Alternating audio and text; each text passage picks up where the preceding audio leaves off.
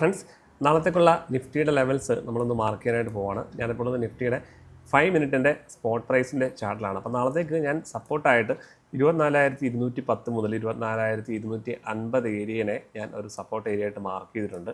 അതുപോലെ തന്നെ 24,290 മുതൽ 24,300 ഏരിയനെ ഇമ്മീഡിയറ്റ് ആയിട്ടുള്ള ഒരു സപ്പോർട്ടായിട്ട് മാർക്ക് ചെയ്തിട്ടുണ്ട്. നാളെ ഒരു പക്ഷേ മാർക്കറ്റ് ഈ ഒരു ലെവലിലേക്ക് വന്നു കഴിഞ്ഞാൽ ഈ ഒരു ലെവലിൽ നിന്ന് പ്രൈസ് ബൗൺസ് ചെയ്യാനുള്ള ചാൻസ് ഉണ്ട്. അങ്ങനെയാണെങ്കിൽ ഒരു ലോങ്ങിലേക്കുള്ള ഓപ്പർച്യൂണിറ്റിയാണ്.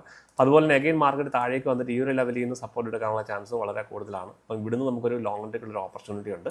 ഇനിയിപ്പം മാർക്കറ്റ് ഈ ഒരു ലെവലിൻ്റെ താഴെ ബ്രേക്ക് ചെയ്ത് കഴിഞ്ഞാൽ 24,210 താഴെ മാർക്കറ്റ് ബ്രേക്ക് ചെയ്ത് കഴിഞ്ഞാൽ അഗെയിൻ മാർക്കറ്റ് പ്രീവിയസ്ലി ക്രിയേറ്റ് ചെയ്ത ആ ഒരു കൺസോൾട്ടേഷൻ റേഞ്ചിലേക്ക് മാർക്കറ്റ് പോവുകയാണ്. അപ്പം ഈ ഒരു സൈഡിലേക്ക് ഫസ്റ്റ് ബ്രേക്ക് ചെയ്യുന്ന സമയം നമുക്കൊരു ഷോർട്ടിങ് ഓപ്പർച്യൂണിറ്റി ഉണ്ട്. പക്ഷേ വരും ദിവസങ്ങളിൽ മാർക്കറ്റ് ആ ഒരു കൺസോൾട്ടേഷൻ റേഞ്ചിനുള്ളിലാണ് മാർക്കറ്റ് നിൽക്കുന്നത്. ഓക്കെ, അതുപോലെ തന്നെ മാർക്കറ്റിൻ്റെ ഒരു അപ്സൈഡ് മൂവ് ഞാൻ എക്സ്പെക്ട് ചെയ്യുന്നത് 24,400 മുകളിലാണ്. 24,400 മുകളിൽ മാർക്കറ്റ് ബ്രേക്ക് ചെയ്ത് കഴിഞ്ഞാൽ അവിടെ ഒരു പ്രൈസ് ആക്ഷൻ, അവിടെ നമ്മൾ ബ്രേക്ക് ചെയ്യുന്ന സമയത്ത് രണ്ട് കാര്യങ്ങൾ നമ്മൾ ക്രോസ് ചെക്ക് ചെയ്യണം. ഒന്ന്, നിഫ്റ്റിയുടെ ഫ്യൂച്ചറിൻ്റെ പ്രൈസ് 24,367 മുകളിൽ ക്രോസ് ചെയ്താൽ മാത്രമേ നെക്സ്റ്റ് ഒരു അപ്സൈഡ് മൂവ് നമുക്ക് എക്സ്പെക്ട് ചെയ്യാനായിട്ട് സാധിക്കുകയുള്ളൂ. ഇത് ഫ്യൂച്ചറിൻ്റെ പ്രൈസാണ്. അതായത് സ്പോട്ട് പ്രൈസ് 24,400 മുകളിൽ ട്രേഡ് ചെയ്യുന്ന സമയത്ത് 24,367 മുകളിൽ ഫ്യൂച്ചറിൻ്റെ ക്യാൻഡിൽ ക്ലോസ് ചെയ്യുന്ന കാര്യം നമ്മൾ മേക്ക് ഷുവർ ചെയ്യണം. വളരെ ഇമ്പോർട്ടൻ്റ് ആണ്. കാരണം ഈ ഒരു ക്യാൻഡിൽ എന്ന് പറയുന്നത് ഒരു അബ്സോർപ്ഷൻ നടന്ന ഒരു ഏരിയ ആണ്. ഓക്കെ, അപ്പം വളരെ ഇമ്പോർട്ടൻ്റ് ആയിട്ടുള്ള ഏരിയ ആണ്. അപ്പം ഈ 24,400 മുകളിൽ നമ്മൾ എൻട്രി എടുക്കുന്ന സമയത്ത് ഒരു പ്രൈസ് ആക്ഷൻ ക്രിയേറ്റ് ചെയ്തിട്ട് മാത്രമേ ഇവിടെ നമ്മൾ എൻട്രി അപ്സൈഡിലേക്ക് പ്ലാൻ ചെയ്യാനായിട്ട് പാടുള്ളൂ. ഫസ്റ്റ് ബ്രേക്ക് ഔട്ടിൽ നമ്മൾ സഡനായിട്ട് എൻട്രി എടുക്കാനായിട്ട് പാടില്ല.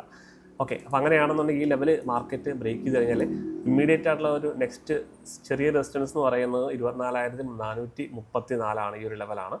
അതുപോലെ തന്നെ സ്ട്രോങ് ആയിട്ടുള്ള ഒരു റെസിസ്റ്റൻസ് എന്ന് പറയുന്നത് 24,470 മുതൽ 24,530 ഏരിയയാണ്. അതുപോലെ തന്നെ 24,500 ലെവൽ ഇതൊരു സൈക്കോളജിക്കൽ റെസിസ്റ്റൻസ് ആയിട്ട് മാർക്കറ്റിൽ ആക്ട് ചെയ്യാനുള്ള ചാൻസ് ഉണ്ട്. അപ്പോൾ അതുകൊണ്ട് തന്നെ ഈ ഒരു ഏരിയയിൽ നിന്ന് പ്രൈസ് റിജക്റ്റ് ചെയ്യാനുള്ള ചാൻസ് വളരെ കൂടുതലാണ്. അങ്ങനെയാണെങ്കിൽ നമുക്കൊരു പി സൈഡിലേക്കുള്ള ഒരു ഓപ്പർച്യൂണിറ്റി നമുക്ക് ഈ ഒരു ഏരിയയിൽ നിന്ന് കൺസിഡർ ചെയ്യാം. അതായത് 24,530 24,470 ആ ഒരു ഏരിയയിൽ നിന്ന് പ്രൈസ് റിജക്റ്റ് ചെയ്യാനുള്ള ചാൻസ് ഉണ്ട്.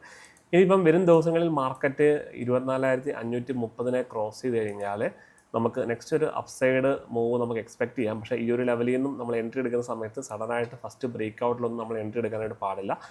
അപ്പം അതുപോലെ തന്നെ ഒരു അപ്സൈഡിലെ നെക്സ്റ്റ് ഒരു സ്ട്രോങ് ആയിട്ടുള്ള ഒരു റെസിസ്റ്റൻസ് ഏരിയയാണ് 24,580 മുതൽ 24,600 ഏരിയ. ഈ ഒരു ഏരിയയിൽ പ്രൈസ് ടച്ച് ചെയ്ത് കഴിഞ്ഞാൽ സഡനായിട്ടുള്ള റിവേഴ്സൽ പോസിബിൾ ആണ്. ഇവിടുന്ന് നമുക്കൊരു പി സൈഡ് എൻട്രി പ്ലാൻ ചെയ്യാം. നമ്മൾ പറയുന്ന ലെവൽസൊക്കെ നിങ്ങൾ ചാർട്ടിൽ മാർക്ക് ചെയ്ത് വെക്കുക. അതുപോലെ തന്നെ നമ്മുടെ ചാനൽ നിങ്ങൾ ഫോളോ ചെയ്യാനായിട്ട് മറക്കരുത്. Thank you. അപ്പോൾ നമുക്ക് നെക്സ്റ്റ് വീഡിയോ കാണാം.